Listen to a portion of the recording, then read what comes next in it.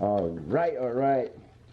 This video, we're going to start to taking this guy apart, and my goal is to take the oil pan, the filter, and we're gonna gain access to the oil pump. Yeah, so the garage looks like this right now because I was taking that engine, which is the extra 420A I had. That was the one that was in the car, so it's right there right now, and it was in here, so I needed to move it around. So yeah, we're gonna work on this one now.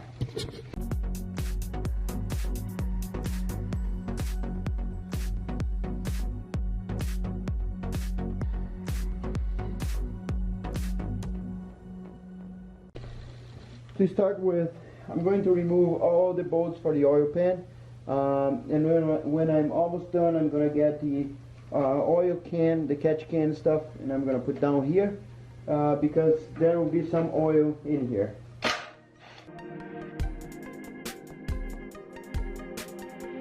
Let's prepare for some oil just in case. Okay, so I think I just found a way to take this out. You get a razor blade and keep cutting off the gasket. Eventually you are going to be inside. Once you are inside, you might need to pry it out a little bit. So I have this tool here, which we use in wood. What I don't want to cut anything, but I want to leverage enough so the oil pan starts coming out. Look. There you go.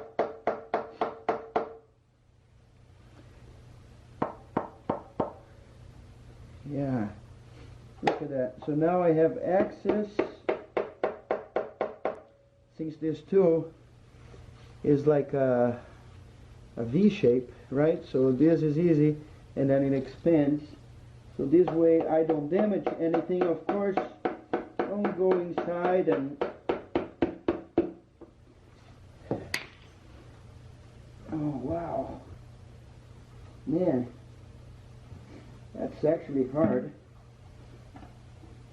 I don't know if it's just mine or all of them is like this. So there you go. Okay, so most of the oil is gone. Just have a little bit. I'm gonna keep this in there. And we have big cleaning to do on that.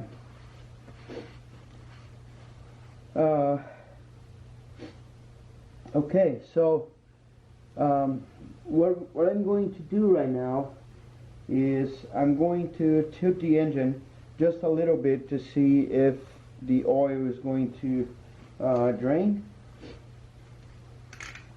So unfortunately I need to do this by hand, meaning that no easy way. So it's going to be like this and that. There you go. I still have water in there, so I need to be sure that when it's time to let the water go, I get the other container so I don't contaminate that. Alright, so what you see here now is the this is the oil pickup tube. This is the oil pickup tube, and of course this is from where the oil goes to the engine. So with a 10 millimeter, let's just be sure we are going to remove 2 nuts. I can go there. Oh, sorry. 2 nuts. There's one more support on the bottom here. Forgot about that. I forgot, not because I'm experienced, but because I researched. So, boom, that's it. And of course, there's a little gasket here. Probably is the OEM gasket. Toyota did a very good job in here. Wow. Alright, so that, we're going to put this on the side. Then we're going to remove this plate here. So in the cars, when you hit a corner, when you're racing, you have the oil. The oil might go out of this area here, which is the pan, and you might get oil starvation, and that's where engines start failing for race cars and all this kind of stuff. So you buy this plate separately.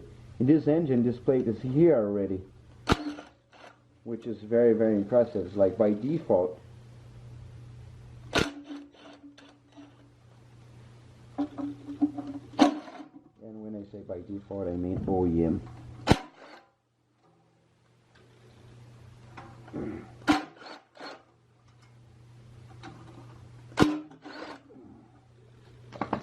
Go. So we have that off, and now this is the oil level sensor. So this is a little floaty. If the floaty is all the way down, means that you don't have oil. If it is all the way up, means that it's full of oil. So this is how we're going to take that sensor out of here.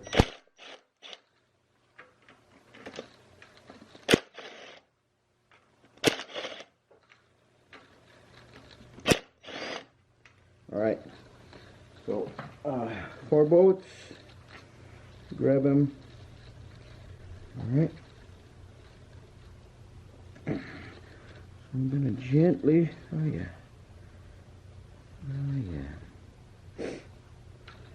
so take it out of here. Oh, there is a little gasket. I'm not sure, I might need to replace the whole thing, but it's alright. So yeah, this is all done. And this tube here, you just wiggle it out of there. So it just has a little gasket down there, and it's weird like that, and just sits in there and done. So all the oil stuff is out of here now. And of course, we cannot forget about our oil filter support. So it's 24, socket number 24. Just gonna put in the middle and remove the whole thing. There was probably a nut here or something, but yeah, it's basically a big O-ring. Sorry. And this weird bolt here, which has like a combination of rust, water, and gas and dirt. Super weird. Yeah, so now definitely all the oil parts besides the oil pump are out. Do not lose this guy here. I don't know how this washer is called, but it's I'm pretty sure you go to Ace Hardware store, you can get it, but you know how it goes. Like, it's easier if you can save stuff and not lose it. So, alright.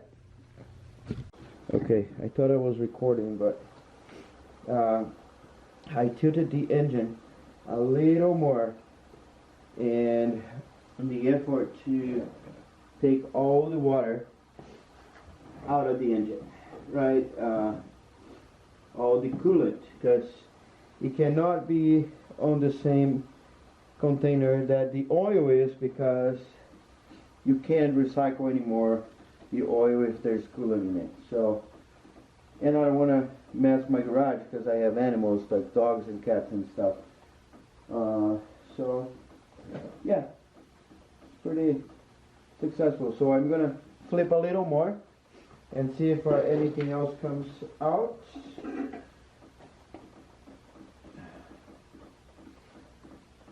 There you go. So I'm gonna let it drip for a while until it's all dry. One interesting thing to do when you disassemble an engine is to analyze the parts, right? So you can check how it was and all that stuff. Looking at this coolant, I can tell that this engine at some point had a leaking radiator. And check this out. See these little shiny things in there? Those shiny things. Oh, just got a drop.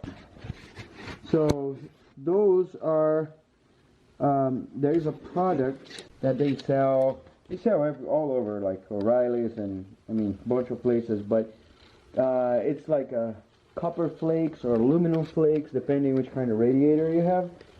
You use the proper flakes, and then with a water or a gel or something, and that thing goes through your radiator, goes into the hole, trying to get out of the radiator together with the other coolant, and bonds in there. And then it works, because my BMW had that on the aluminum radiator until it didn't work anymore.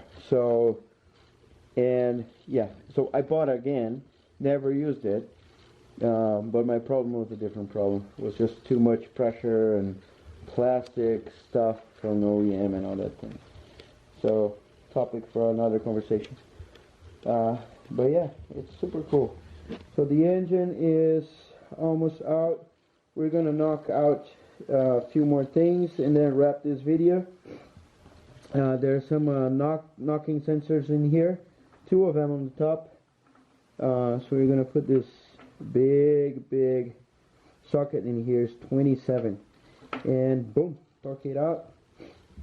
And yeah, I guess then we're going from the bottom and camshaft and stuff. And alright, so the sensors are here. I'm gonna put one in there, and I do not expect this to get out easy. Oh yeah, it did. And the other one right in here. There you go. So those are the knocking sensors. They need to be in there, so they give you the exact amount of noise that each side is happening. So they have to be like in a specific torque and all that stuff. You see, there's no oil, no nothing, got to be clean and all that stuff. This might save your engine. Alright guys, that's it for this video. I'm trying to make it as short as possible, so if you're following me as a vlog, it's not too boring. And if you're following me as what to do or how do I do this in parts, I don't get a whole thing saying how to disassemble the whole engine, and I gotta watch like a 30-minute video or keep skipping. So this will be strictly related to the oil pan, oil pickup tube, everything you saw. Just for me to keep repeating, right? I really appreciate you guys watching this video. Do not forget to check out my store, www.carmodsgarage.com. I'm very happy. People have been buying the t-shirts and the hats like a lot, and I wasn't expecting that. So thank you guys for doing that. It's awesome. It's helping me a lot. I'm getting any more subscribers every day, so I really appreciate that. Don't forget to hit the subscribe button, because there's much more to come. I have good news for this baby here in BMW outside. Also have this Eclipse that it's here. Weather sucks, man. I can't do anything with this, so I need to tune and go outside, tune on the street, so makes it a little harder, but I want to do it myself. And you know how it goes. I'll see you in the next video. Look past my face. See status. I'm eating some McDonald's. 20 miles to go.